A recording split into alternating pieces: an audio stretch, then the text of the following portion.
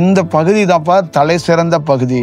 இந்த பகுதியை எவனுக்கு ஒருத்தனுக்கு மிகச்சரியாக அமையப்படுதோ அவனுடைய முதுகு தண்டுவடம், அவனுடைய ஃபைனல் கார்டுன்னு சொல்லக்கூடிய விஷயம் மிக நுட்பமாக வேலை செய்யறதுக்கும், அதே நேரத்தில் நீ சக்கராஸ் அப்படின்னு சொல்றல்ல, அந்த சக்கராஸுக்கு பேஸே இந்த தொப்புள் கொடியில் இருக்கிற கீழே கிழங்கா இருக்கும்போது உழுது அதை மேல் நோங்கி கொண்டு வந்துடுவான் அந்த தாய்.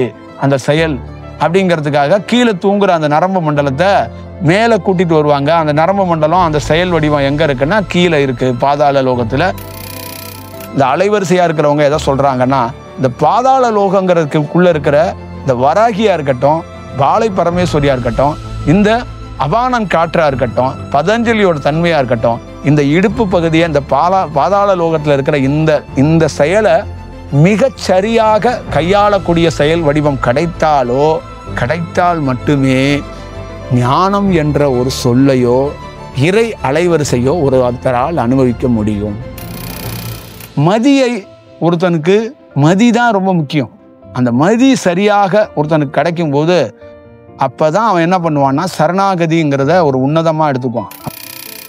எல்லா மனிதன் எனக்கு எதிரில் உட்காந்துருக்க நீயும் கற்பனைவாதின்னு ஒன்னையும் சேர்த்தான் சொல்லியிருக்கிறேன். நான் நேற்று வரை கற்பனைவாதி, எனக்கு தேவியால் அந்த கற்பனையிலேருந்து விடுபட்டேன். புரியுதுங்களா? நீயும் கற்பனைவாதி தான், புரியுதா? அதுலேருந்து உன்னால் விடுபட முடியாது. அதனால தான் மதியோடு இருக்கிற ஒரு குருவோடு நீ இணைக்கப்படணும். அப்போ மதி இல்லாத போது, மதி தெளிவடையாத போது, மதி ரெக்கார்ட் டான்ஸ் ஆடும்போது மதியோடு இருக்கிற குருவோடு நிதானமாக காத்திருந்தால் ஆடுகிற மதியை ஆட விடாமல் சரியாக ஆக்கக்கூடிய ஒரு வல்லமை குருவிடம் இருக்கு. அப்ப எந்த சூழல்லையும் கப்பல்ல இருக்கும்போதும் அவன் ஞானி, கப்பல் கவுந்த போதும் அவன் ஞானி தான். அப்ப அவன்கிட்ட போய் கேட்டா, கப்பல்ல இருக்கும்போதும் ஒரே மாதிரி இருக்கான், கப்பல் கவுந்து நதி முழுகிட்டு இருக்கு, கப்பலும் முழுகுது, அவனும் முழுகிறான், அப்பையும் அவன் சொல்றான் நான் ஞானி தாங்கிறான். பதட்டம் இல்லையான்னா மதி இல்லை.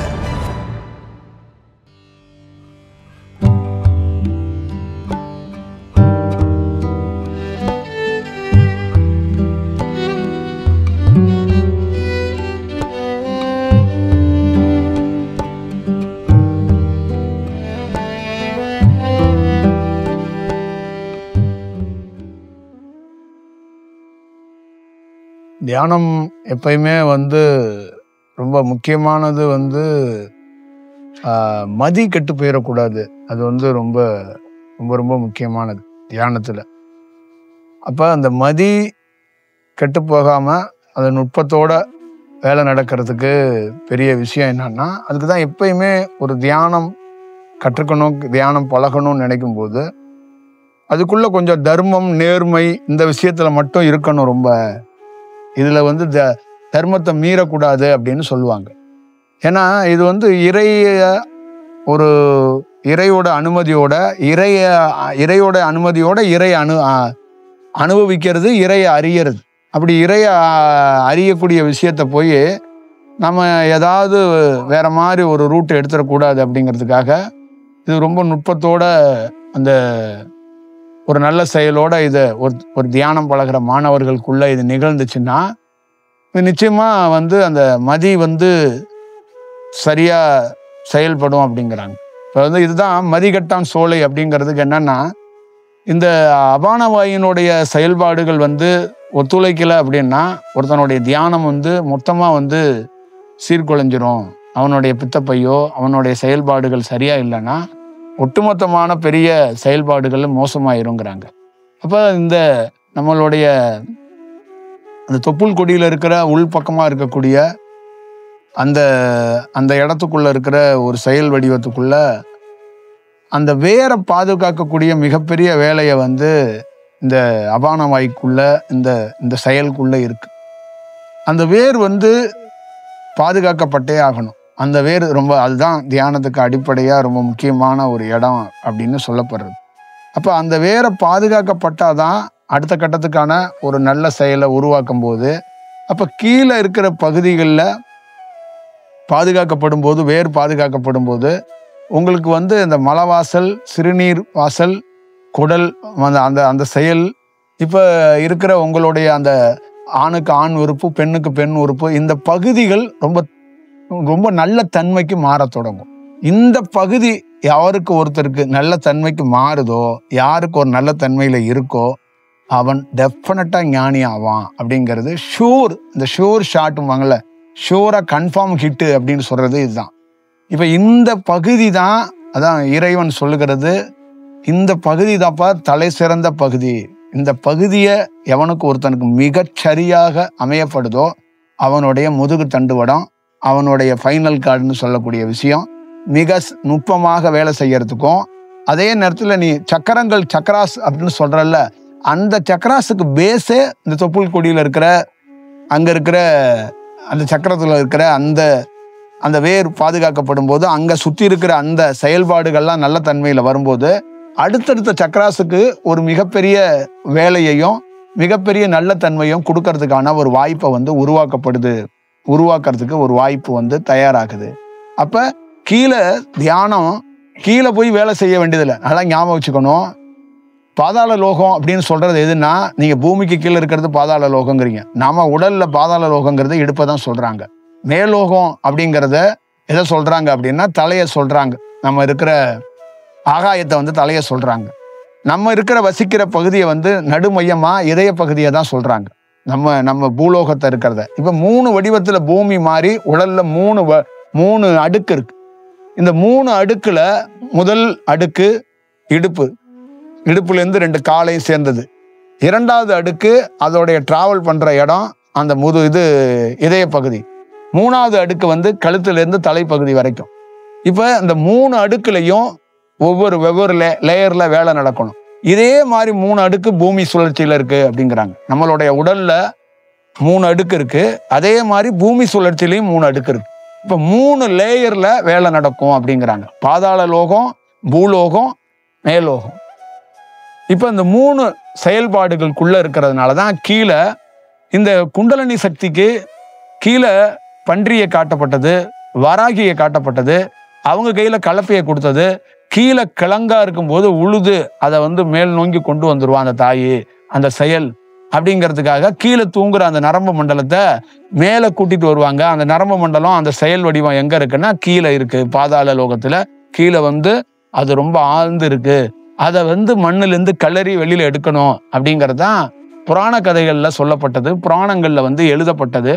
இந்த புராணங்கள்ல சொல்லப்பட்டது, இந்த கதைகள்லாம் எதை சொல்லப்பட்டதுன்னா, ஞானியோட ரிலேட்டட்ல ஞானியோட செயல்ல இருந்து அடுத்த கட்டத்துக்குள்ள ஞானி வர முடியாத காலகட்டத்துல இந்த வேத மந்திரத்துக்குள்ள இருக்கிறவங்களுக்குள்ள எல்லாம் கொஞ்சம் அந்த காலகட்டத்துல கொஞ்சம் இப்ப இருக்கிற மாதிரி இல்லாம அப்ப இன்னும் கொஞ்சம் நல்ல கொஞ்சம் ஞானத்துக்குரிய ஒரு தெய்வீகமா இருந்தாங்க. அப்ப அவங்க எழுத்துக்கள்லாம் கொஞ்சம் தெய்வீகமான செயல்ல தான் ஒரு காலகட்டத்துல இருந்துச்சு. அப்ப அவங்க என்ன பண்ணாங்கன்னா, அந்த ஞான வடிவத்தை ஒரு கதையா ஒரு செயல் வடிவமா உருவாக்குறதுக்கான வாய்ப்புகளை உருவாக்கும் போது இந்த மாதிரி வடிவத்தெல்லாம் அவங்களுக்கு ஒரு ரிலேட்டடா ஒரு செயல் வடிவமா செயல்பட்டது. ஒருத்தர் தியானம் பண்ணிக்கிட்டு இருக்கும்போது அவருடைய இடத்த, அவருடைய தன்மையை, அவருடைய செயலை, அவருடைய உபதேசத்தை, அவருடைய உடல்ல இருக்கிற ஒவ்வொரு இடத்த பத்தியும் ஒவ்வொரு சக்கரத்தை பத்தியும் வெளியில யாருமே சொல்ல வேண்டியதில்லை. இப்ப நம்ம கிட்ட வர்றவங்க எல்லாரும் நான் என்ன தன்மையில இருக்கிறேன், நான் என்ன அனுபவத்துல இருக்கிறேன், நான் எந்த இடத்துல இருக்கிறேன்னு கேட்குறாங்க. எனக்கெல்லாம் எவனுமே அதை சொல்லி கொடுத்ததில்ல. உள்ள இருந்து அந்த அனுபவத்தை அதுவே நமக்கு சொல்லி கொடுக்குது, அதுவே எனக்கு உபதேசிக்குது, அதுவே காட்டி கொடுக்குது.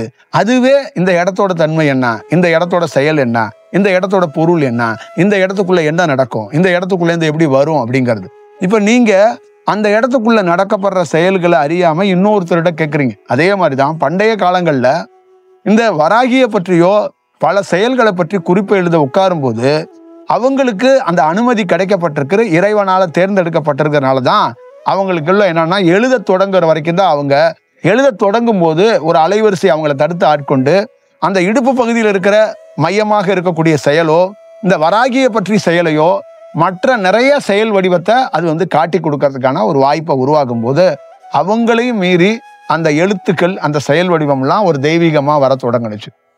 இது படிக்கிறவங்களுக்குள்ள ஒரு தெய்வீகமான ஒரு செயல்கள். ஞானியோட புத்தகத்தை கிடைக்கும் போது தெய்வீகமான செயல் வராது, அலைவரிசை வரும். அவன் வேற ஒரு வடிவத்துக்கு டைமென்ஸுக்கு மாறுவான்.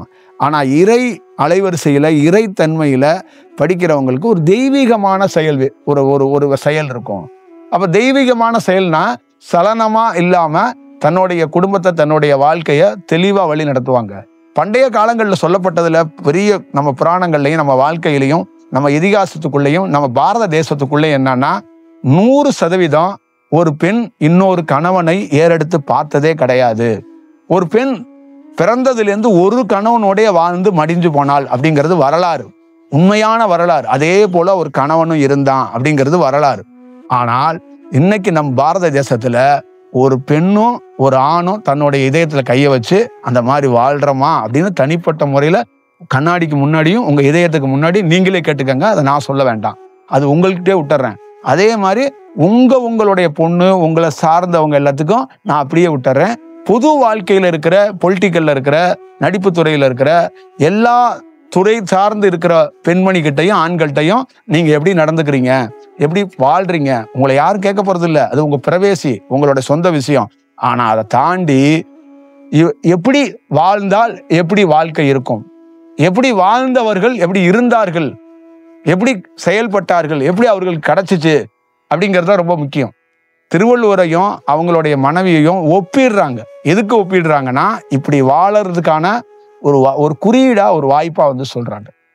இப்படி திருவள்ளுவரும் அவங்களுடைய மனைவியும் வாழ்ற காலகட்டத்தில் அதே மாதிரி கணவன் மனைவியாக ஒரு சராசரி மனிதன் வாழ்வான்ங்கிறதுக்கு குறியீடு இறை செயல்ல குறியீடா சொல்றாங்க. இந்த மாதிரி ஒரு ஒரு ஒரு ஒரு குறியீடை அவங்க காட்டப்படுறாங்க, அவங்க சொல்றாங்க. அப்ப ஒரு செயல் வடிவத்தை நாம உணர்ந்துக்கணும், நாம புரிஞ்சுக்கணும். ராமாயணம் உருவானது, ராமாயணத்துக்குள்ள அந்த காலகட்டத்தில் எழுதப்பட்ட விஷயம், கீதை உருவானது, நமக்குள்ள கிடைக்கப்பட்ட நிறைய செயல்கள் வடிவங்கள்லாம் என்னன்னா ஒரு தெய்வீகமான ஒருத்தருடைய செயல் வடிவத்திலிருந்து தான் இந்த எழுத்துக்கள் உருவாக்கப்பட்டது. அப்ப அந்த காலகட்டத்தில் அதை எழுதினவங்களுக்கு அந்த தெய்வீகமான அந்த செயல் அனுமதி கிடைக்கப்பட்டிருக்கு. அவங்களுடைய வழிகாட்டுதலும் அவங்களுடைய குறிப்புகளும் அவங்கள்ட்ட வந்திருக்கு. அவங்க வரலாறை எடுத்துக்கொண்டு இலக்கியம் சார்ந்து நிறைய நாவல் எழுதக்கூடியவங்களுக்கு வழிகாட்டுதல் வேற விதமா கிடைக்குது. ஆனா இந்த மாதிரி இருக்கிறவங்களுக்கு அவங்களுக்கு இறையால ஒரு வழிகாட்டுதலும் ஒரு வழிவகையிலும் உருவாக்கப்படுகிறது. அப்ப அவங்க அதை அந்த காலகட்டத்தோட பிரதிபலனை அவங்க செயல்படுத்த வைக்கிறாங்க. ஒரு அலைவரிசை என்ன பண்ணுதுன்னா அலைவரிசையா இருக்கு. ஒரு மனிதனுக்குள்ள அந்த அலைவரிசை என்ன பண்ணுதுன்னா இந்த காலகட்டம் எப்படி இருக்கும், இந்த உலகத்தோட தன்மை எப்படி இருக்கும், மனிதர்கள் பின்னாட்கள்ல எப்படி வாழ போறாங்கிறத இன்னொருத்தர் மூலியமா அவருக்குள்ள இந்த அலைவரிசை கடத்தப்பட்டு ஒரு எழுத்து வடிவமா கொடுக்கப்படுது. ராமாயணத்துக்குள்ள ராமனையும் சீதாவையும் சீதாவையும் இந்த உலகத்துல யாராலையும் புகழவோ ராமனையும் சீதாவையும் கொண்டாடவோ யாராலையும் முடியாது. ராமனே சொல்றாரு, தன்னை நானும் கொண்டாடியதில்லை, என்னை இன்னொருவரும் கொண்டாட முடியாதுங்கிறார். தன்னை நானே கொண்டாடியதில்லை, இன்னொருவரும் என்னை கொண்டாட முடியாது அப்படிங்கிறத நீங்க புரிஞ்சுக்கணும். சீதா சொல்றாங்க, என்னையே அறிய முடியாது, நான் ரொம்ப விசித்திரமான ஒரு கதாபாத்திரம், நான் எதுவாக இருக்கிறேன். நீங்க அதனாலதான் பஞ்சபாண்டவர்களுக்கு ஒரு பெண்மணிய அவங்க ஒரு மனைவி கதாபாத்திரமா சித்தரிச்சிருப்பாங்க. இதெல்லாம் யாராலையும் இதை யூகிக்கவோ கண்டுபிடிக்கவோ இதுக்குள்ள ஒரு செயல் வடிவமா பண்ண முடியாது. இது நமக்குள்ள கலாச்சாரம், நமக்குள்ள பண்பாடு, நமக்குள்ள விஷயம்பாங்க. அப்படி இல்லை. சீதாதேவி என்ன சொல்றாங்கன்னா, என்னை அறியறது ரொம்ப கஷ்டம்ப்பா, ரொம்ப கடினமான சவால், என்னெல்லாம் அவ்வளோ சாமானியமா எடுத்துட முடியாது, அறிஞ்சிட முடியாது அப்படிங்கிறாங்க. இப்ப அவங்க அந்த தன்மை கொண்ட சீதாதேவியை தான் சித்தர்கள் வர்ணிக்கிறாங்க. சித்தர்கள் எல்லா சித்தர்களும் அதை ஒரு செயல் வடிவத்துக்குள்ள இந்த அலைவரிசையா இருக்கிறவங்க எதை சொல்றாங்கன்னா, இந்த பாதாள லோகங்கிறதுக்குள்ள இருக்கிற இந்த வராகியா இருக்கட்டும், பாலை பரமேஸ்வரியா இருக்கட்டும், இந்த அபானன் காற்றா இருக்கட்டும், பதஞ்சலியோட தன்மையா இருக்கட்டும், இந்த இடுப்பு பகுதியை இந்த பாதாள லோகத்துல இருக்கிற இந்த செயலை மிகச் சரியாக கையாளக்கூடிய செயல் வடிவம் கிடைத்தால் மட்டுமே ஞானம் என்ற ஒரு சொல்லையோ இறை அலைவரிசையோ ஒருத்தரால் அனுபவிக்க முடியும். அதுக்கு மிக முக்கியமான இடம் இந்த பகுதி. அப்ப மீண்டும் சீதாதேவி சொல்றாங்க, வாலை பரமேஸ்வரி சொல்றாங்க, இடுப்பு பகுதியிலிருந்து நீ வேலை செய்ய வேண்டிய அவசியம் கிடையாது. இடுப்பை கீழே பாதாள லோகம்னு சொல்லக்கூடிய அந்த பகுதியில நீ ஆக்சஸ் பண்ண வேண்டாம். தலையிலிருந்து உன்னுடைய மூக்குலிருந்து இதை ஆக்சஸ் பண்ண முடியும். அது என்ன நீ ஒரு செயல் வடியன்னா மிக நுட்பமாக, மிக தெளிவாக, மிக ஒரு நல்ல செயலுக்குள்ள இருக்கக்கூடிய ஒரு குருவோடைய வழிகாட்டுதல்ல போகும்போது உனக்கு வேலை மிச்சம். உனக்கு அதுக்கான எந்த வடிவத்துக்குள்ளேயும் நீ பதட்டப்பட வேண்டிய, பயப்பட வேண்டிய, மதிக்கட்டான் சோலைக்குள்ள போக வேண்டிய அவசியம் உனக்கு ஏற்படாது. அவருடைய கடமையும் அவருடைய பொறுப்புல இருந்தும் அது கண்காணிக்கப்படும் போது, அவரால் பாதுகாக்கப்படும் போது, அவர் அந்த வேலைகளை எப்படி சரி செய்யப்பட வேண்டும், எந்த இடத்துல சரி செய்யப்படணும் அப்படிங்கிறத நுட்பமா சொல்லுவாங்க. இந்த வாழை பரமேஸ்வரிங்கிற ஒருத்தருடைய செயல்பாடுகள்ல தான் நமக்கு என்ன பண்ணோம்னா, முதல் முறையாக கிராமங்கள்ல இருக்கும்போது தலைப்பகுதியில விழித்து தலையில எனக்கு ஒரு பெரிய வேலை நடந்தோன்னே தலைப்பகுதிக்குள்ள வேலை செய்யாம இடுப்புல இருந்து வேலை செய்யணும்னு சொல்லி கொடுத்தாங்க. இதை எந்த குருமாரும் சொல்லி கொடுக்கல. எனக்கு சொல்லி கொடுத்தது எனக்குள்ளே இருந்து ஒரு அலைவரிசை சொல்லி கொடுத்துச்சு. அப்ப எனக்குள்ளே இருக்கிற அலைவரிசை குருவாக, ஒரு வழிகாட்டுதனாக, ஒரு நுட்பமான தியானத்தை எப்படி கையாளப்பட வேண்டும் என்பதை அவனே எனக்கு போதித்தான். அவனே எனக்குள்ள ஒரு செயல் செஞ்சான். அதனாலதான் சொல்வது, தமக்குத்தானே போதித்துக் கொள்வது, தமக்குத்தானே ஒரு தியானத்தை பண்ணி கொள்வது, தாமே திருமணம் செய்து கொள்வது, தாமே போகம் செய்து கொள்வது, தாமே ஒரு நல்ல வடிவத்தை அனுபவிப்பது, இதுதான் ஒரு ஞானியோட மிக தத்துவமான, மிக செயலான, மிக வடிவமான இருக்கிற விஷயம். அப்ப தலைப்பகுதியில வேலை நடக்கும்போது, தலையில பிரகாசமான செயல் இருக்கும் போதும் தலையில் வேலை நடந்து என்ன பிரயோஜனம்?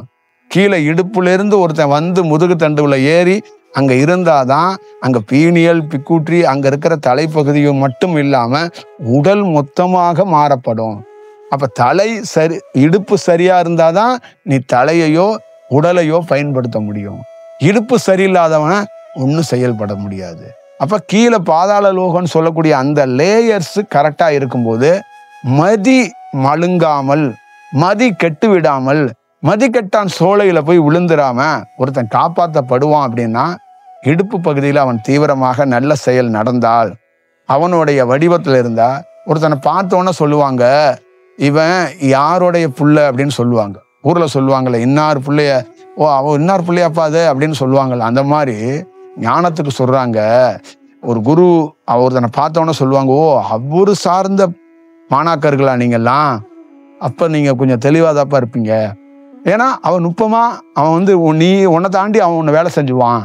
அவன் கரெக்டா உங்களை கைட் பண்ணுவான், கரெக்டா கூட்டிட்டு போவான். அவன் சார்ந்த குளத்திலேருந்து வர்றீங்களா, அவன் துல்லியமால எல்லாத்தையும் பார்த்துக்குவான். அப்படிங்கிறதான் குரு பரம்பரையிலே இருக்கு. அப்ப குரு பரம்பரையிலே பதஞ்சலியோ மற்ற சித்தர்களையோ இங்க புகழ்ந்து எழுதப்பட்டதுக்கு முக்கியமான காரணம் என்னன்னா, அவங்களுடைய வழிகாட்டுதல், கைடன்ஸ் மிக நுட்பமா இருக்கும், மிக தெளிவா இருக்கும். அந்த பாதை அவங்க எந்த புகழுக்காக, அதிகாரத்துக்காக, வணிகத்துக்காக, எதுக்காகணும் அந்த பாதை இருக்காது. ரொம்ப ரொம்ப கிளாரிட்டியா இருக்கும் அந்த பாதையில.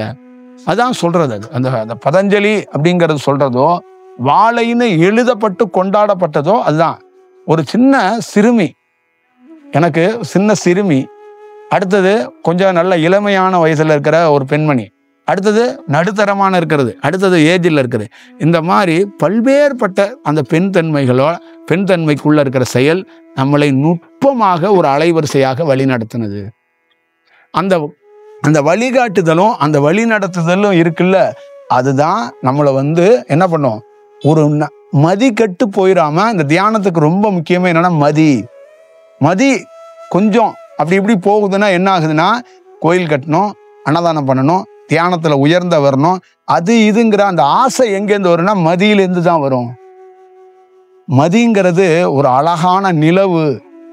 அந்த மூளையை எப்படி சொல்றாங்கன்னா, ஒரு அழகியலா வர்ணிக்கிறாங்க. அதான் சொல்றாங்க, அழகு அப்படின்னா ஆசை வந்துடும், அழகுன்னா போதை வந்துடும், அழகுன்னா ஒரு வஸ்திரம், ஒரு ஒரு ஒரு முன்னாடியெல்லாம் என்ன சொல்லுவாங்கன்னா, கூந்தல்ல ஒரு மனம் இருக்குங்கிறாங்க, உடையிலே ஒரு மனம் இருக்குங்கிறாங்க. சிலருடைய உடை இருக்குல்ல, நேச்சராகவே அந்த உடையிலேருந்து ஒரு மனம் வீசுமா. அந்த அளவுக்கு அவங்களுடைய உடையே இப்படியே சுண்டி ஈழ்த்துரும் அப்படிங்கிறாங்க. இப்போ இதுக்கெல்லாம் என்ன ஆகும் அப்படின்னா, மதிகட்டு போயிடுவாங்க அப்படின்னு சொல்றாங்க.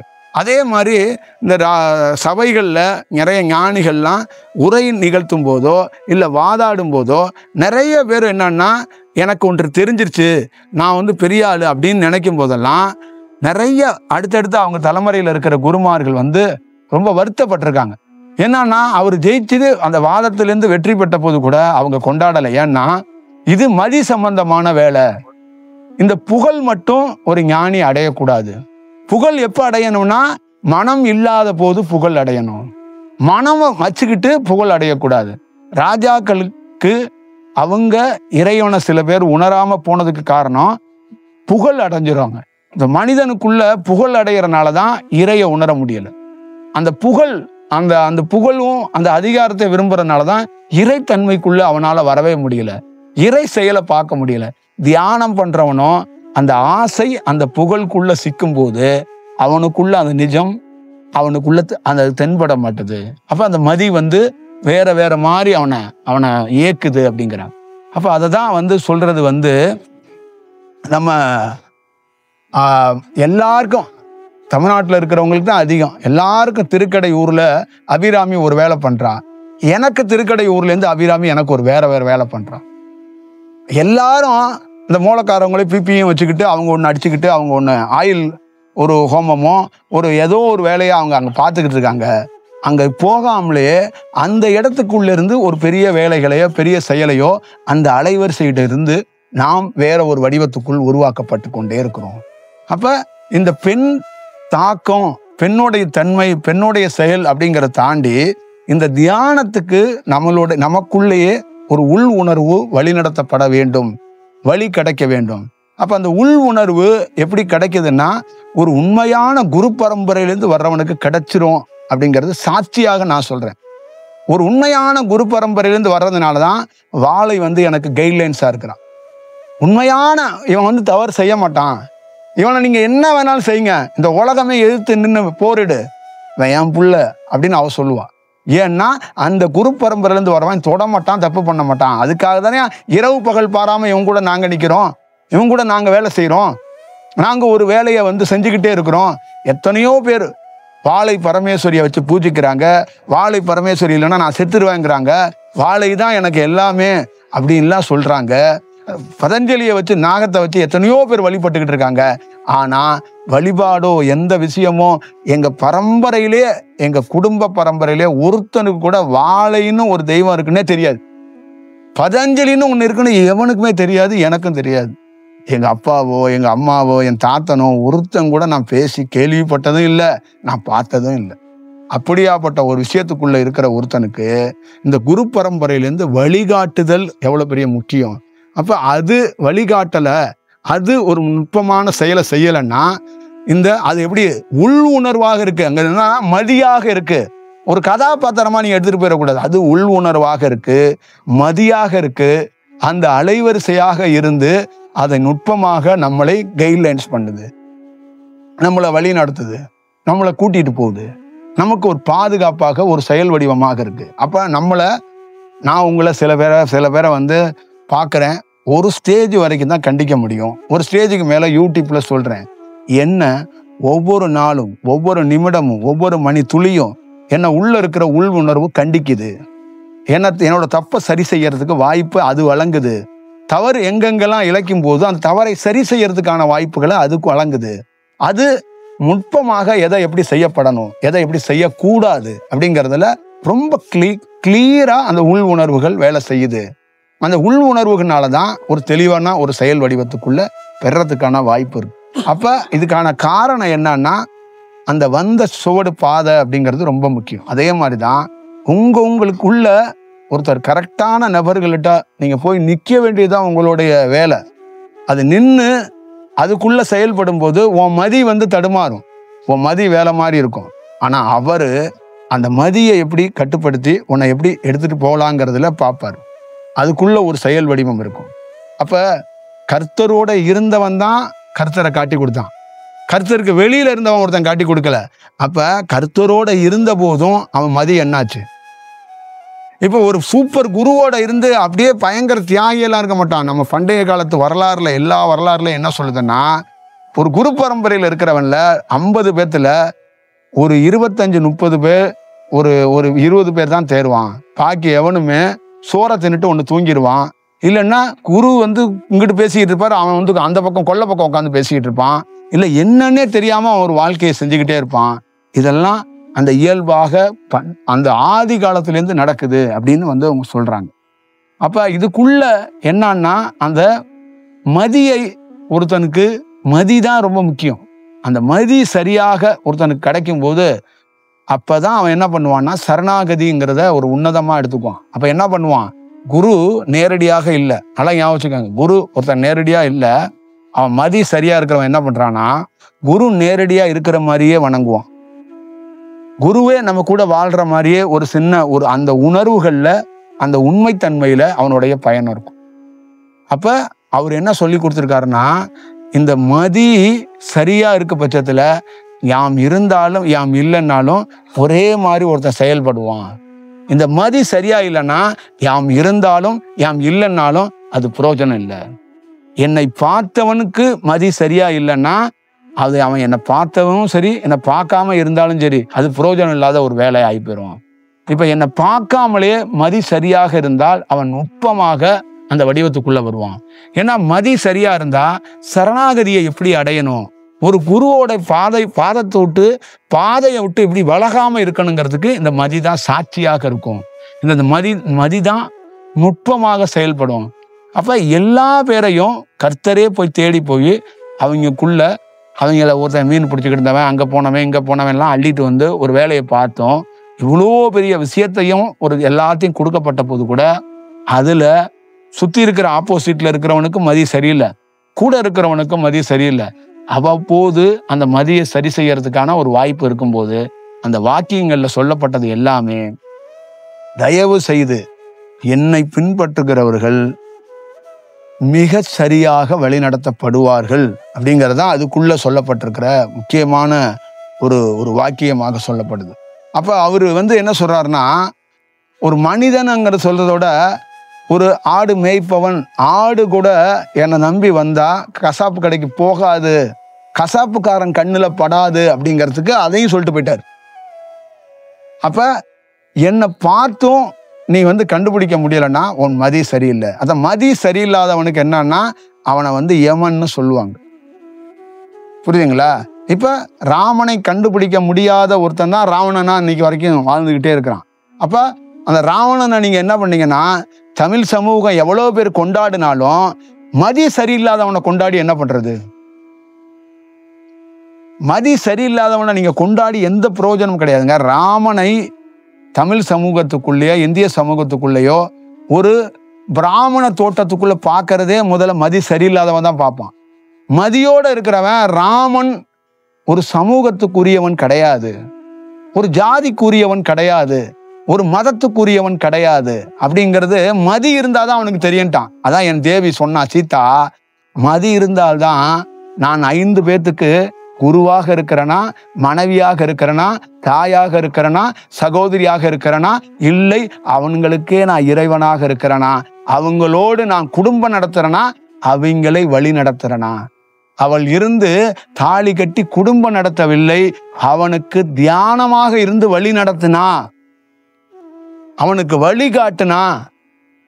அந்த 5 பேரும் மதிக்கட்டு போய்விடாமல் இருப்பதற்கு, மதியை சரி செய்வதற்காக நிலவாக, ஒரு மலராக, ஒரு செயலாக, ஒரு வடிவமாக என் தேவியே களத்தில் இருந்து பணி செய்தாள். நான் இல்லை என்றால் பஞ்ச பாண்டவர்களே இல்லை, நான் இல்லை என்றால் ஆண் கூட்டமே இல்லை, மனித கூட்டமே இல்லை அப்படிங்கிறதான் தேவியோட உண்மையான செயல். ஒரு தேவி மட்டும் இல்லைன்னா நான் இல்லை.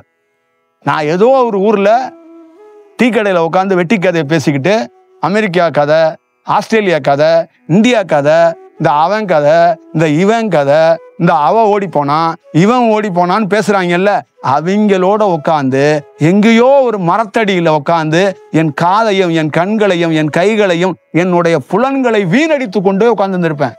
அந்த தேவி இருந்ததுனால மதி, அவ தேவி என்பது மதி. அந்த மதி என்ன பண்ணுதுன்னா, இந்த புற சூழல்களை எல்லாத்தையும் விட்டு ஒளி, தூக்கி எறி.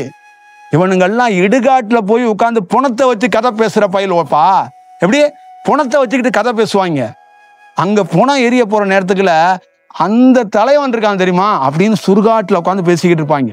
நீ எந்த ஊர் சுடுகாட்டுக்கும் போ, அங்க ஒருத்தன் கதை பேசிக்கிட்டு தான் இருப்பான். அந்த பணத்தை எடுத்துட்டு போகும்போதும் அங்க 2 பேர் ஒரு வேலையை செஞ்சுக்கிட்டு இருப்பான். சாவு வீட்டுல உட்காந்து அழுது முடிச்சுட்டு கேப்புல மூக்க சிந்திட்டு சம்பந்தம் பேசிட்டு உட்காந்துருப்பாள். இதெல்லாம் மதி இல்லாத செயல். அப்ப அந்த மதி இயற்கையாக தேவி கூட கொடுக்குறா. கொடுத்ததுனாலதான் என்ன பண்றான்னா, 1000 சொந்தங்களோடு பலாப்பழத்தை தூக்கிக்கிட்டு, ஆப்பிளை தூக்கிட்டு, கொய்யாப்பழத்தை தூக்கிக்கிட்டு, கறியை தூக்கிக்கிட்டு, ஆட்டை தூக்கிட்டு குலதெய்வம் கோயிலுக்கு லாரி எடுத்துட்டு போன ஒரு குடும்பத்திலேருந்து ஒருத்தன் அந்த லாரியும் பலாப்பழத்தையும் கடா குட்டியையும் விட்டுட்டு ஒருத்தன் ஞான பாதைக்கு வர்றான். மதி இல்லாதவன் லாரியோடயே போய்கிட்டு இருக்கான். ஆட்டுக்குட்டியை லாரியில சுமந்தான், அப்புறம் கையில சுமந்தான், இப்ப தோல்ல சுமக்கிறான், அப்புறம் தலையில சுமக்கிறான், அப்புறம் அப்படியே போறான். ஒரு ஆட்டை வெட்டி சோறு போட்டான் குலதெய்வத்துக்கு. அப்புறம் அவனுக்கு விசேஷம், அவன் ஜெயித்துட்டான், அதிகாரம் வந்துருச்சு, பணம் வந்துருச்சு, இப்ப 3 ஆடு வெட்டி சோறு போட்டுக்கிட்டு இருக்கான்.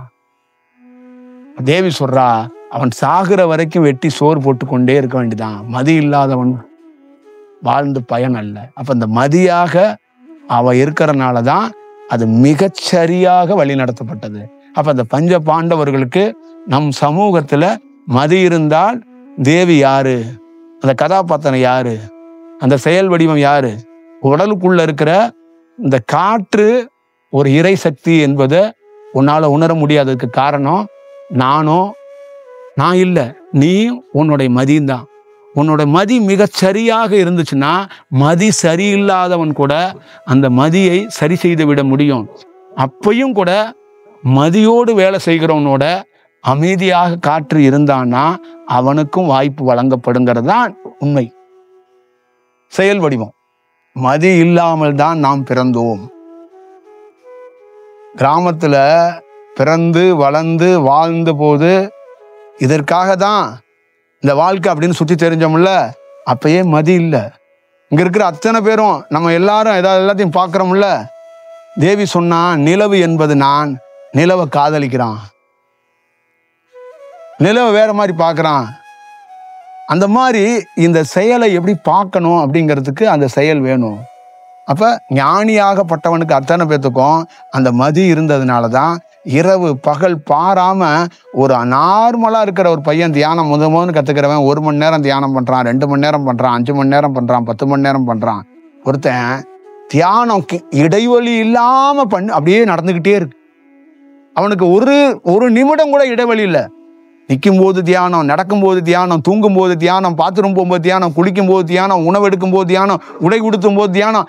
இதெல்லாம் தியானம் நடக்கும் போதும் இடைவெளி இல்லாத தியானத்துக்குள்ளேயும் அந்த நாடி நரம்புகள் பாதிக்காம தேவி பாதுகாக்கிறா. நீ வெளியில புறன்ல வேலை செஞ்சுக்கிட்டு இருக்க, நடக்கிற, ஒருத்தட்ட பேசுற, ஒருத்தட்ட உட்கார்ந்து இருக்கிற, அப்ப அவ எந்த நரம்பும் பாதிப்பு அடைந்து விடாமல் இருப்பதற்கு உள்ளே கண்காணித்து வேலை செய்து கொண்டிருக்கிறாள். மிகப்பெரிய ஒரு செயல் வடிவத்தை உருவாக்கி கொண்டிருக்கிறாள்.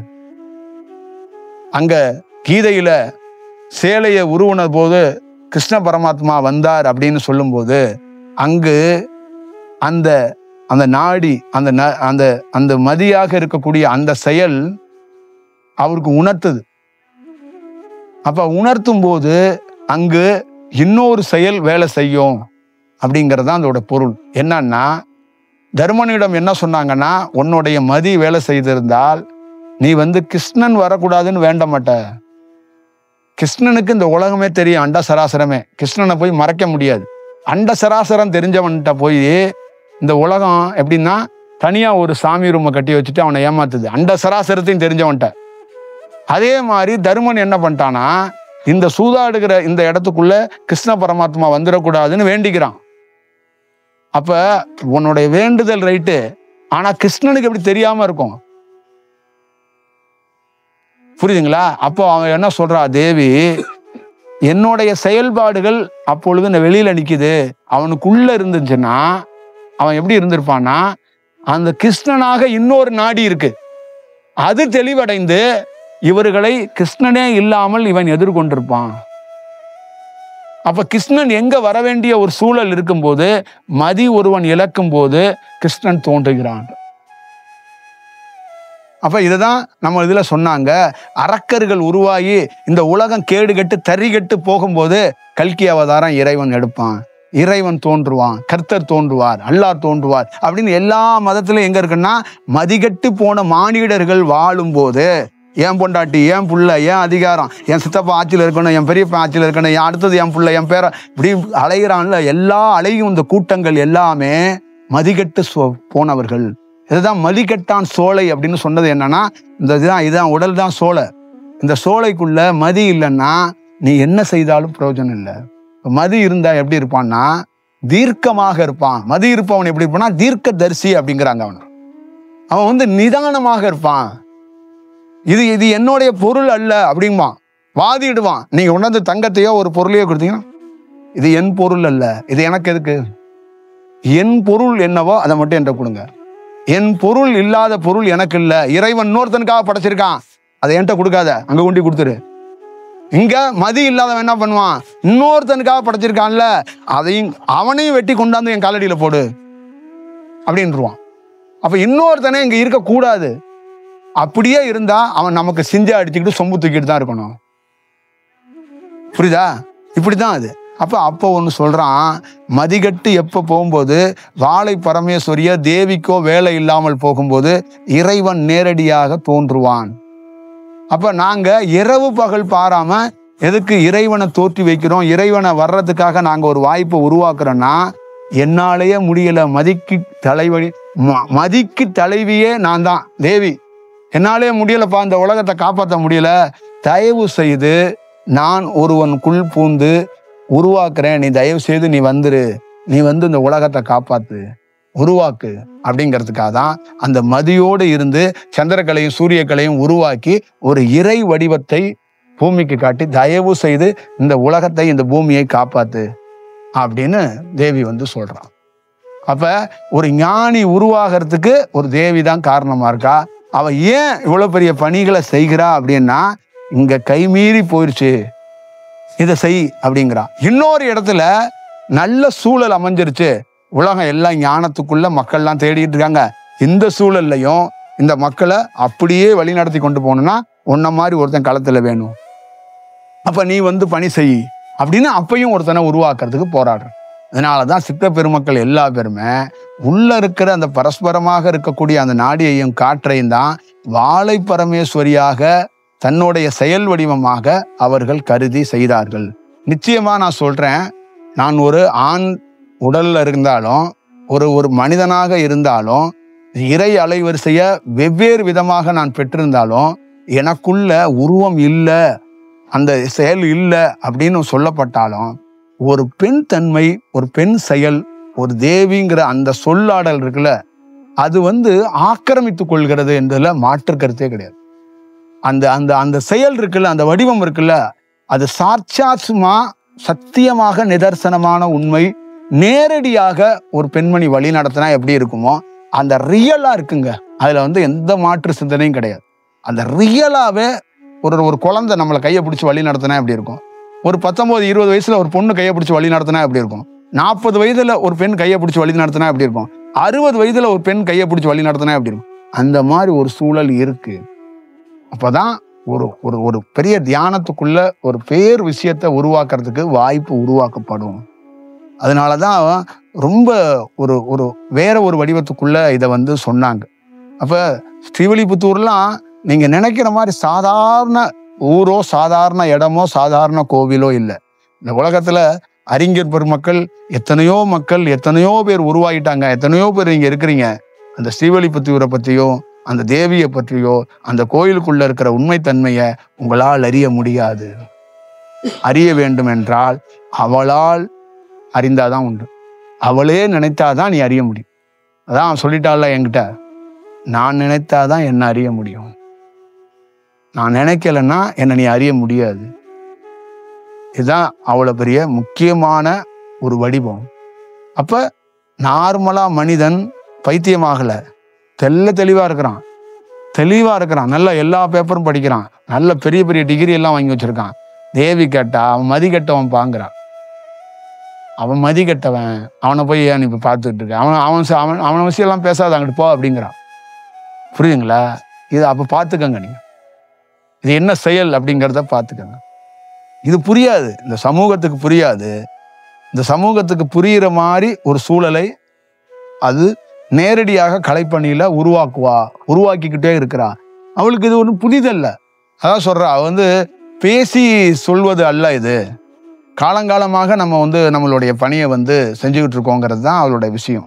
அதனால தான் ஒவ்வொரு இடத்துக்குள்ளேயும் அவளுடைய செயல்பாடுகளை, ராமநாதபுரத்துக்குள்ளே இருக்கிற செயல்பாடுகளாக இருக்கட்டும், இங்கே திருக்கடையூரில் இருக்கிற அவளோட செயல்பாடுகளாக இருக்கட்டும், காசியில் இருக்கிற செயல்பாடுகளாக இருக்கட்டும், காமாட்சியா அவ இருக்கிற செயல்பாடுகளாக இருக்கட்டும், மூகாம்பிகையா இருக்கட்டும், சிங்கேரியா இருக்கட்டும், இந்த மாதிரி இருக்கிற எல்லா இடங்களுக்குள்ளேயும் அவளுடைய செயல்பாடுகள் ரொம்ப அந்த இடத்துக்குள்ள ஒரு வித்தியாசமான ஒரு செயலா இருக்கு. கோவிலா உருவமா நான் சொல்லலை, அந்த இடம் ஒரு அலைவரிசை, அவளுடைய தன்மை சார்ந்த ஒரு விஷயம். அதனால தியானம் பழகிற ஒவ்வொருத்தருக்குள்ளேயும் மதி இருக்கும் ஒரு குருவிடம் நீ இருந்தால் ஒரு நாள் நீ நிலவாக இருப்பாள், இல்லைன்னா நிலவோடு பாதுகாப்போடு இருப்பாய். இதான் ரொம்ப முக்கியம். அப்போ உனக்கு மதி கிடையாது அப்படிங்கிறதுல தெளிவாக நான் சொல்லிட்டேன். நான் ஒரு 2 நாளைக்கு முன்னாடியில் ஒரு கட்டுரை ஒன்று எழுதியிருக்கேன். அந்த கட்டுரையை அவனுக்கு தெரியாது, பார்க்கவும் முடியாது, அறிஞ்சுக்கிறதுக்கு முடியாது, அதை படிக்கிறதுக்கு அதுக்கு மதி வேணும். அதுக்குள்ள மனிதன் என்பவன் கற்பனைவாதி அப்படின்னு சொல்லிட்டேன். எல்லா மனிதன் எனக்கு எதிரில் உட்காந்துருக்க நீயும் கற்பனைவாதின்னு ஒன்னையும் சேர்த்தான் சொல்லியிருக்கிறேன். நான் நேற்று வரை கற்பனைவாதி, எனக்கு தேவியால் அந்த கற்பனையிலேருந்து விடுபட்டேன். புரியுதுங்களா? நீயும் கற்பனைவாதி தான், புரியுதா? அதுலேருந்து உன்னால் விடுபட முடியாது. அதனால தான் மதியோடு இருக்கிற ஒரு குருவோடு நீ இணைக்கப்படணும், நீ டிராவல் செய்யப்படணும் அப்படிங்கிறது தான் அதோடைய நுட்பமான செயல். அப்போ ஒரு ஞானி ஏன் உருவாகிறார் அப்படின்னா, இந்த சமூகத்துக்குள் மதி என்ற சொல்லை, மதி என்ற செயலை, சிந்தனை, மூளை, அறிவு, விஞ்ஞானம், ஆராய்ச்சி இதெல்லாங்கிற பேரில் ஒரு மாயை தோற்றத்தை, மாய பிம்பத்தை, மாயை செயலையே மாயையாக பிறந்து, மாயையாக வாழ்ந்து, மாயையாக மாண்டு கொண்டிருக்கிறார்கள். இது நிஜம் அல்ல. அப்படிங்கிறதுனால தான் அவங்க நிஜமான ஒருத்தரை, அந்த பார் மதியோடு இருந்தால் எப்படி இருப்பான் ஒருத்தன், நான் காட்டுறேன் ஒருத்தனை அப்படின்னு வாழை பரமேஸ்வரி எங்களை மாதிரி ஆளுங்களை காட்டுறான்.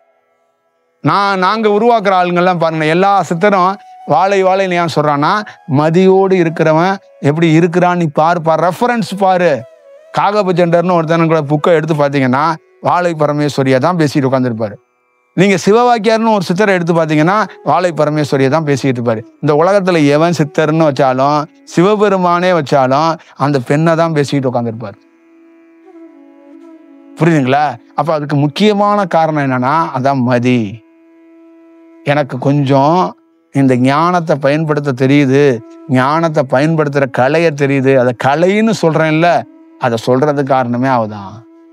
அப்ப நமக்கிட்ட மனித தன்மை, மனித செயலுங்கிறது மதி மழுங்கிய செயல்ல வேலை செய்யறது. ஊர்ல சொல்லுவாங்கல்ல, மூளை இருக்காடா, கூர் இருக்காடா, நீ தெரிஞ்சுதான் செய்ய அந்த வேலைய, ஏன்டா அப்படி ஆயிட்ட அப்படிலாம் திட்டி பார்த்துருக்கீங்களா? அரக்கு இருக்கு நாடா நீ அப்படிலாம் சொல்லி பார்த்துருக்கீங்களா? அதே செயலை ஒரு 5 வருஷம் கழிச்சு 10 வருஷம் கழிச்சு அவங்க அம்மாவை சொல்லுவான், உனக்கு மூளை இருக்காம்மா, நீ என்ன, உனக்கு என்னதான் ஆச்சு, நீ ஏன் இப்படி குழந்தை மாதிரி பைத்தியம் மாதிரி பண்ணிட்டு இருக்க? அவங்களாம் சிரிக்கிறாங்க நீ பண்ற செயலை பார்த்துட்டு அப்படின்னு அவங்க சொல்றாங்க. இதே மாதிரி அப்பாவை, இதே மாதிரி தங்கச்சியை, இதே மாதிரி கணவனை, இதே மாதிரி பிள்ளைய. அப்ப இவங்களே என்ன பண்றாங்க, இவங்களே பேசிக்கிறாங்க, இவங்களே குடிக்கிறாங்க, இவங்களே சமாதானம். அப்ப என்ன சொல்லுது தேவின்னா, ஒட்டுமொத்தமான ஒரு குடும்பத்துல 7-8 பேர் இருக்கான், எவனுக்குமே மதி கிடையாது. மதி கிடையாதவன் அவன் பேசிக்கிட்டு அவன் அப்படியே வாழ்ந்துக்கிட்டு, அப்படியே இங்கிட்டு ஒருத்தன் இந்த ரூம்ல போறான், ஒருத்தன் இந்த ரூம்ல ஒருத்தன் போறான், அங்கிட்டு ஒருத்தன் ஓடுறான், இங்கிட்டு ஒருத்தன் ஓடுறான், இப்படியே ஓடிக்கிட்டே இருக்கிறாங்க. ஒருத்தன்ட்ட ஒண்ணும் இல்லை. அப்ப மதியோட ஒருத்தன் இந்த உலகத்துக்குள்ள வந்தானா, இந்த தெருவுல வந்தானா, அவன் தீவிரமான ஒரு அலைவரிசையோடு, தீர்க்கமான செயலோடு, தீர்க்கமான சிந்தனையோடு, தொலைநுட்பத்தோடு, அப்படியே அந்த நிலவு சூரியன் மாதிரி அப்படி வச்சக்கண்ணு வாங்காம அப்படி நிற்பான், அப்படி இருப்பான். அவனை மாதிரி ஒரு ஆளை பார்த்தனா, உன் மதி தவளை மாதிரி கத்தாம, குரங்கு மாதிரி தவ்வாம, பாம்பு மாதிரி படம் எடுக்காம, கழுத மாதிரி அப்படியே ஏன் சுமக்கிறன்னு இல்லாம, ரொம்ப நிதானமா அப்படி ஒரு செயல் வடிவத்துக்குள்ள உருவாகும். இல்லைன்னா தவளை தன் வாயால கெடுங்கிற மாதிரி ஒரு செயல் வடிவத்துக்குள்ள நீ போயிடுவ. எத்தனை உணவு கொடுத்தாலும் குரங்கு வந்து திருப்தி ஆகாது. புரியுங்களா? 1000 கோடி சம்பாதிச்சவன் இங்க எவனாவது ஒருத்தன் திருப்தியா இருக்கானா? ஆக மாட்டான், ஆகவே மாட்டான். ஏன் ஆக மாட்டான்னா அவன் வந்து குரங்கோடைய மைண்டையும் இவன் மைண்டையும் எடுத்து ஆராய்ச்சி பண்ணுங்களேன், ரெண்டும் ஒரே பேட்டர்ல தான் இருக்கும். குரங்கே ஆச்சரியப்பட்டுரும் என்னோட தீவிரமா இருக்கிறான்னு. நீங்க வேணா எடுத்து ஆராய்ச்சி வேணா தயவு செய்து பண்ணுங்க. உங்களுடைய இதெல்லாம் தவளையோடைய குரலையும் உங்களுடைய விஷயம்லாம் எடுத்து ஒன்னா ஆராய்ச்சி பண்ணா ரெண்டும் ஒத்து வந்துடும். தவளை வந்து தனக்கே அதே காட்டி கொடுங்க, வந்துருங்க வந்துருங்க வந்துருங்கன்னு. மதி இருந்தா ஏங்க கோயிலை விட்டு வீட்டுக்கு போறான்? வீட்டுல கோயிலே இருந்திருப்பான், இதாண்டா நம்ம வீடுன்னு இருப்பான். மதி இருந்தா அதனால தானே வந்து கோயில்ல உட்காந்துட்டு ஓடி போயிடுறான். மதி இருந்தா எங்க எவன் போவான்? அவன் வாழ்றது அது நம்ம வீடு இல்லை அப்படிங்கிறத கிளியரா தெரிஞ்சிருக்குமே அவனுக்கு. இப்போ ஒருத்தன் என்ன பார்க்க வர்றான், டேய் நான் உனக்குரிய ஆளுன்னு அவனுக்கு தெரியாது. அவன் வந்து சும்மா உணர்ந்தேன்பான், பொலியை பார்த்தேன்பான், பெதும்பான், ஆற்றலும்பான், சக்தியும்பான், சிவனும்பான் எல்லாம் சொல்லிட்டு ஓடி போடுவான், பைய தூக்கிட்டு ஓடிடுவான். ஏன்னா அவ்வளவுதான். இல்லைன்னா நான் வந்து என்ன செய்ய அப்படின்னு சொல்லிட்டு நான் இங்கே இருக்கட்டுமா? நீங்க சொல்லிட்டீங்களா உங்க காணொலியில அங்கே இருக்கிறேன். எங்க இருக்க, எப்படி இருக்க, எப்ப இருக்க, எவ்வளவு நாள் இருக்க, நீங்க சொல்லுங்க நீங்க சொல்லுங்க நீங்க சொல்லுங்கம்மா. அதுவும் மதி இல்லாததுதான். புரியுதா? மதி இருக்கிறவன் என்ன பண்ணுவான்னா, ஒருத்தரை பார்க்கறான்ல, அதான் சொல்றேன்ல, ஒருத்தரை பார்க்காமையே எப்படி நடந்துக்குவானோ அதே மாதிரி ஒருத்தர் இருந்தும் ஒருத்தர் இல்லாத மாதிரி வாழ்வாங்க. அவன் தான் மதி இருக்கிறவன். என் ஸ்டூடெண்ட்னா எப்படி இருக்கும், எப்படி இருப்பான் அப்படின்னு சில பேர் எவனாவது இருந்தான்னா, நான் இருந்த போதும் நான் இல்லாத மாதிரியே அவன் இருப்பான். ஆனா அந்த உள் உணர்வுகள்ல அவன் வணங்குவதோ அவன் செயல்படுவதோ தெளிவாக இருக்கும். புரியுதுங்களா? தலைவர் இருக்கும்போது மதி இல்லாதவன் என்ன பண்ணுவான்? நம்ம தலைவர் மாதிரி உண்டா? வானலாவிய தலைவருங்க வந்து நின்னோடனே மக்கள் அலையலையா வர்றாங்க. அப்படியே தலைவர் பேசினார்னா அப்படியே பொங்குதுங்க அவனுக்கு, அப்படி இப்படின்னு சொல்லுவாங்கல்ல. தலைவர் அங்கிட்டு போனோடனே முடிவெடுக்க தெரியாம நம்ம போன வாட்டி இந்த கட்சியோட கூட்டணி நம்ம ஆட்சிக்கு வந்திருக்கலாங்க, சொதப்பிட்டாருங்க தலைவராங்க அவரு, அப்படி இப்படின்னு போச்சுங்க வாழ்க்கை. அது இதுன்னு நான் ஒரு கால்குலேஷன் பண்ணி வச்சேன், எல்லாம் போச்சுங்கம்மா. ஆனா ஒரு குருவை ஒரு சிஷியன் இந்த மாதிரி பேசவே மாட்டான். மதி இருக்கிறவன் குரு திடீர்னு நடு ரோட்டை பிடிச்சி தோண்டிக்கிட்டே இருப்பாரு. ஏன் தோன்றாரு அப்படின்னு விமர்சனமோ கேள்வியோ கேட்க மாட்டான். அதுதான் சொல்லுவாங்க மதி இருக்கணும். அப்ப குரு அங்கே நடு ரோட்டை தோண்டுவாரு. அவரே ஒரு திருப்புளி எடுத்து கையில ஓட்ட போட்டுக்குவாரு. அதையும் ஏன்னு கேட்க மாட்டான். புரியுதுங்களா? அவரே அவர் தலையை கலட்டி அங்க வைப்பாரு. அதையும் ஏன்னு கேட்க மாட்டான். அது ஏன்னா மதி இருந்தால் அதை கவனிக்கிற மட்டும் வேலையை கொடுப்பாங்க. புரியுதா? குரு வந்து கலட்டுறது மாட்டுறது அவருக்காக மாட்ட மாட்டாரு, உனக்காக கூட மாட்டுவாரு. அப்ப நீ கேட்கலாம் கூடாது, பார்க்கணும், கவனிக்கணும். அதுக்கு மதி வேணும். அப்ப அங்க கிளாஸ் எடுத்துட்டு இருக்க முடியாது. மேக்ஸ் டீச்சர் மாதிரி வந்து இந்த கலட்டி இப்படி வைப்பேன், நீங்க வந்து பார்த்து ஸ்டடி அப்படிலாம் சொல்லிட்டு இருக்க முடியாது. இது வகுப்பு கிடையாது. அப்ப குரு என்ன சொல்றேன்னா, மதி உள்ள புள்ளை பழச்சு கொள்ளும். அப்ப நான் என்ன பண்ணுவேன், குருநாதன் நான் வந்துட்டு சொல்லுவேன், டேய் அப்பா வந்து காசி வரைக்கும் போறேன், அப்பா திருப்பி வரமாட்டேன், அப்பா வர்றதுக்கு 60 ஆண்டுகள் ஆகும், நீ இந்த குகையிலே உட்காந்துக்க, உனக்கு வந்து எல்லா விஷயமும் நடக்கும் அப்படின்ட்டு போயிடுவாரு. இப்போ என்ன பண்ணுவான், மதியோட இருக்கிறவன் அப்பா சொல்லிட்டு போயிட்டாருன்னு குகையோட உட்காந்துருவான். ஏன்னா அதுதான் அவருக்கு என்ன உபதேசம். இப்ப ஒரு நாள் அவன் கண்ணு முழிப்பான். கண்ணு முழிக்கும் போது வேற ஒரு செயல்ல கண்ணு முழிப்பான். அப்ப கண்ணு முழிச்சுட்டு எல்லா செயலும் அவனுக்கு ஒரு இறைத்தன்மையில எல்லாமே தோணும், சக்தி வந்துடும், எல்லாம் செயல்படும். ஆனா அந்த குகையை விட்டு போக மாட்டாங்க, அந்த குகையிலேயே உட்கார்ந்துருப்பாங்க. ஏன்னா 60 வருஷம் கழிச்சு அப்பா வரேன்னு இருக்காரு, எல்லாம் தெரியுது, போய் உலகத்துல பணி செய்யணும் கூட அவனுக்கு தோணும், போக மாட்டான், அப்படியே உட்கார்ந்துருப்பான். அப்ப திடீர்னு ஒரு நாள் வருவாரு, என்னடா என்ன பண்ற, சும்மா உட்காந்துருக்கேன், ரைட் ஓகே அப்படின்னு எல்லாத்தையும் அவர் பேசுவார். பேசிட்டு அந்த அங்க போகணும்னு ஒன்று தோணுச்சா அப்படின்பாரு. ஆமா, ஏன் போகல, இல்லை நீங்க வர்றேன்னீங்களே, அது கூட பேச மாட்டான், அப்படியே வெயிட் பண்ணுவான். சரி ரைட்டு, அப்பா திருப்பி காசிக்கு போறேன், அதனால திருப்பி வருவேனான்னு தெரியாது, அதனால நீ என்ன பண்றன்னா நகரத்துக்குள்ள போய் அப்படியே போ, உன் கால் எவ்வளவு தூரம் போகுதோ போயிட்டே இரு. ஒரு இடத்துல உன் கால் போகல அவ்வளவுதான் போதும் அப்படின்னா ஒரு இடத்துல உனக்கு உட்காரணும்னு தோன்ற இடத்துல உட்காந்துக்க, சரியா? அந்த இடம் உங்க அப்பா வந்து உனக்கு வாங்கி வச்சிருக்கேன், கரெக்டா மீட் பண்ணுவோண்டா அப்படின்னு போயிடுவாரு. இப்போ நகரம் முழுக்க சுற்றி எல்லா வேலைகளையும் தியானத்துக்காக எல்லா பணியும் முடிச்சுட்டு ஒரு இடத்துக்குள்ளே போய் அவன் கால் தன்னறியாமல் சப்பனம் போட்டு அப்படியே ஒரு ஆசனத்தில் உட்காரும். அப்போ அப்படியே உட்காந்து பார்க்கும்போது அந்த இடம் ஃபுல்லாக அவன் தந்தையார் நினைஞ்சிருக்கிற மாதிரி அவனுக்கு காட்டும்.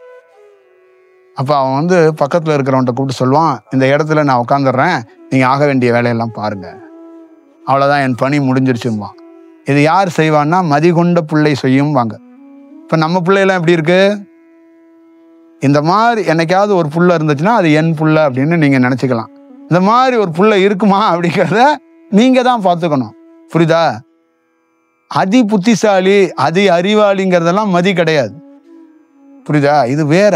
அப்ப மதி இல்லாத போது, மதி தெளிவடையாத போது, மதி ரெக்கார்ட் டான்ஸ் ஆடும்போது மதியோடு இருக்கிற குருவோடு நிதானமாக காத்திருந்தால் ஆடுகிற மதியை ஆட விடாமல் சரியாக ஆக்கக்கூடிய ஒரு வல்லமை குருவிடம் இருக்கு. ஆடிக்கிட்டே இருக்கக்கூடாது. பாம்பு ஆடும், ஒரு ஸ்டேஜில் பாம்பு ஆடக்கூடாது. பாம்பு அப்படியே இருக்கும், ஒரு ஸ்டேஜில் பாம்பே இருக்காது. புரியுதா? பாம்புல இருந்து உள்ள இருக்குல்ல அந்த கல்லுன்னு சொல்றாங்கல்ல, அதுதான் இருக்கும், பாம்பு மறைந்து கொள்ளும். இதுதான் குருவோடைய மிகப்பெரிய வழிகாட்டுதலும் மிகப்பெரிய செயல் வடிவம். அப்ப எப்படி நாம செயல்படணும்? அப்ப நான் உதாரணமா உங்களுக்கு சொல்றேன். மதி இல்லாத ஒரு பையன் என் தாயும் தந்தையும் வளர்த்து பல ஆண்டுகள்ல இவர் தான் என் பேர் சொல்ல புள்ள, இவர் தான் இந்த நாட்டில் மிகப்பெரிய விஷயம் அப்படின்னு என் தாய் சொல்றான். என் தகப்பன் எனக்கு கொல்லி வைக்க போறவரு, மிகப்பெரிய புள்ள, ஐயோ இவனை நம்பி தான் இருக்கேன் அப்படி இப்படின்னு சொன்னாங்க. மதியே இல்லாத புள்ள என்னத்தை செஞ்சிட போகுது அப்படிங்கிறது ஞானிகளுடைய வாக்கு. அப்ப இப்படியே போனா நீ உருப்பிட மாட்ட, தேர மாட்ட அப்படின்னு அது தயார் பண்ணி இப்ப போ. இப்ப மதி வாழை இல்லாம நான் உரையாட்டினேன்னா அது பேர் உரையே கிடையாது.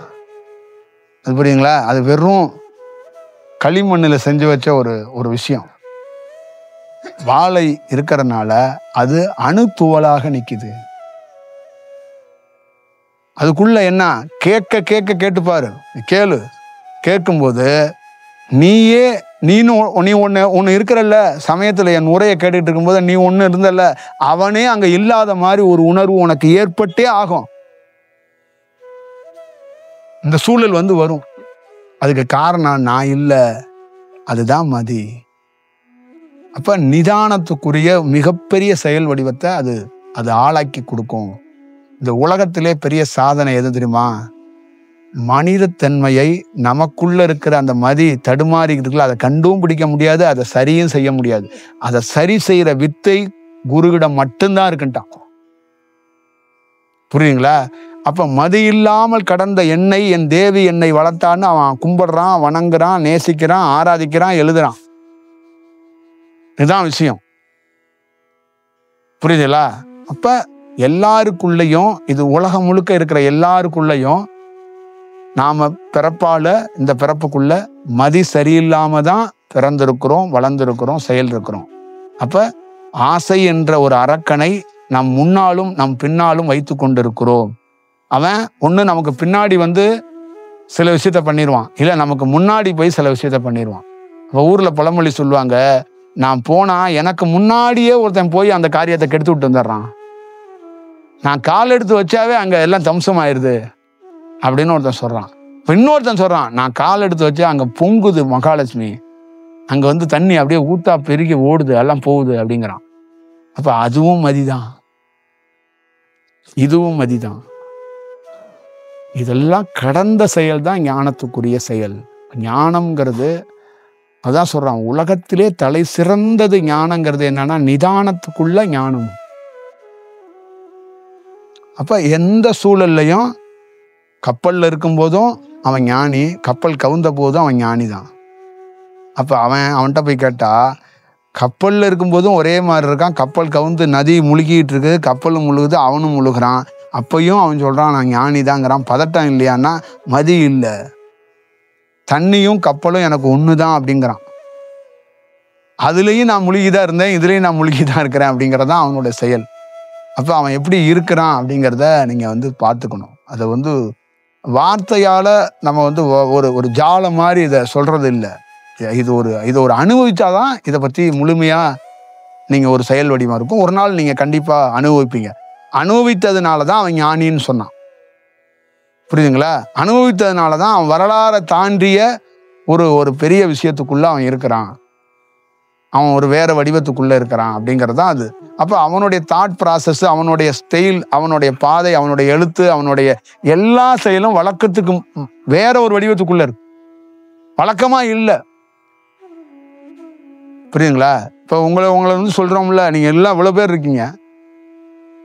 உங்களை மொத்தமா வந்து இது இப்படி இல்லப்பா, அது வேற அப்படின்னா அது வழக்கத்தை தாண்டிய ஒண்ணு தானே. நீ எப்படி வேணாலும் இரு, நான் உன்னோட நான் பயணிக்கிறேன், அவனை நான் அப்படி இப்படின்னு சொல்றது பேர் அது இல்லை. புரியுதா?